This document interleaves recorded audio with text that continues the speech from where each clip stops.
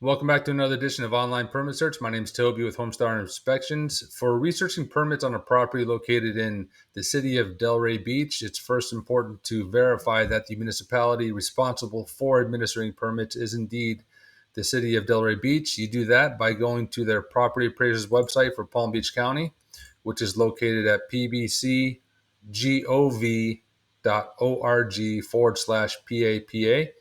Type in your address right here in the middle. My example is going to be 3018 Spanish Trail in Delray. Click search. And on the property detail page, you're going to get a lot of good information. The first row here is going to be the location address. You always want to verify the address is correct. The second row down is going to be the municipality, and this one is indeed located in the city of Delray Beach, Incorporated. So you're going to go to the City of Delray Beach Building Department for all permit history on this property. It's also supported by the fact that the parcel control number begins with 12. So moving forward, any parcel control number in the Palm Beach County area that starts with 12 is going to be in City of Delray Beach Building Department. Lastly, I like to look at the year built. Their online website, I know, only goes back to 1989. This property was built in 1980. So I know that going into it, there's not going to be a full picture of all the permits that are available, but I am going to determine what's available from 1989 till today. With that information, I go to our website, which is homestarinspectionsfl.com, where you can schedule now or permit search. Click on permit search. All the counties are in alphabetical order. Scroll down to Palm Beach County. And then all the cities are in alphabetical order. Scroll down to Delray Beach. You'll see that the parcel control number begins with 12. A little reminder there for you. Also, online permits only go back to 1989. Before 1989, you must call 561-243-7200. One last note, you always want to add RD for 3rd Street or 2nd ND, etc. So if you have 1224 Northwest 32nd Street, the 32nd, the ND should be on the street name. However, in my example, it doesn't have that. It's just Spanish. So there's no ND, but if you do run across that type of address, you want to make sure you include that. Then you click here to access their website. It's a pretty straightforward, simple website. This is the home page. You have 3 sections: inspections, plan review, and permit verification. The inspection side, it's asking for a phone access code or application permit number. We don't have either of those. Same with the plan review. The permit verification section asks for a street address. We do have that, so we can do 3018 Spanish, and then the street type. I always try to put that in there if it's available. Trail. Click search. And here's all that's available online since 1989. You can see that the columns all have a header. The application number is going to be the permit number. The first 2 digits on the permit number for this site is going to tell you the year the permit was applied for. For instance, this first row, 19, is going to be verified by this stucco permit being pulled 3/29/2019. The second column is going to tell you the submittal date. Third column, the type of permit. Fourth column, permit status, which is really important for purchase transactions. Whether you're listing a property or you're going to make an offer on a property, you want to make sure that all the permits are closed out. Title companies don't like to issue clear title on any properties that have open or expired permits, because that could indicate a mechanic's lien from a contractor. All the statuses of all the permits here are closed out. CO stands for Certificate of Occupancy Issued. That's a closed permit. There's also a permit down here, second to the bottom, that just says closed. So all these permits are closed out. Last column is just status date. That's just the last time that the permit status was updated. That really doesn't mean much for us in this regard. So a couple of ways you can utilize this website is to, one, check the permit status, which we just did. Also, to see what the age of the roof is. When you're making an offer on the property or listing a property for sale, it's always best to see when the roof was last permitted. That's going to help you determine the life expectancy of the roof. If you see in the permit description here in the middle column, you got stucco work, shutters, paving, alarm, fence, re-roof. Okay, so we found a re-roof permit. And you can see going to the left, this is from March 28th of 2001. And then the application number over here. There are no hyperlinks. So basically this roofing permit, it's just telling us that it was applied for in 3/28 of 2001, and then it was closed out on April 16th of 2001.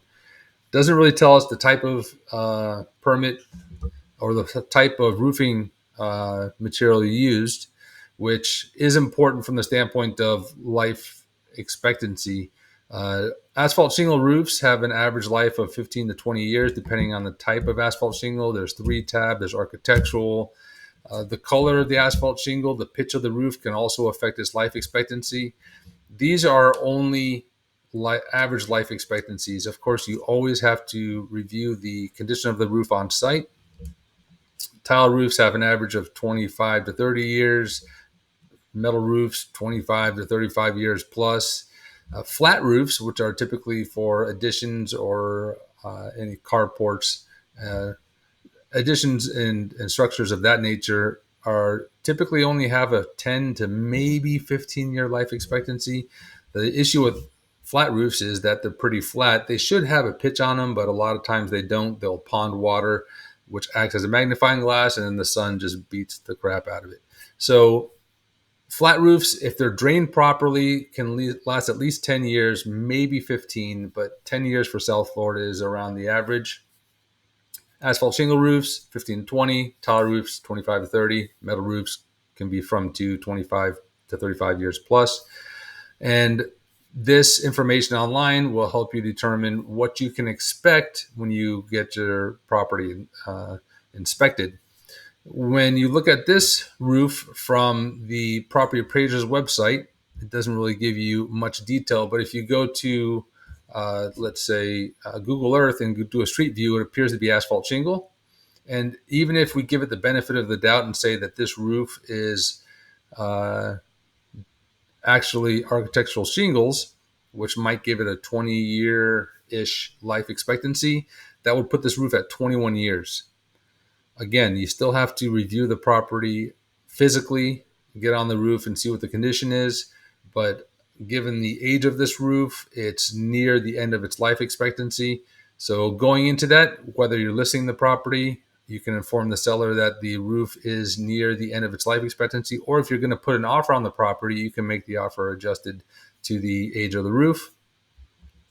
This website doesn't really give too much more detail. You can highlight the application number, right click, copy, scroll up to here, and click new search.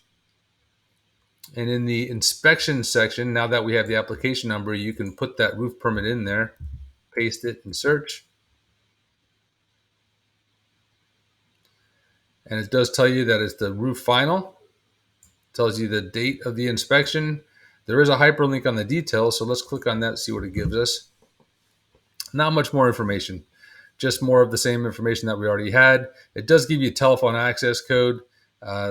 We can copy that and go back and see if that gives us any more information. But click on inspection history, and it just does more of the same. You can click print for the records. This is good for the wind mitigation.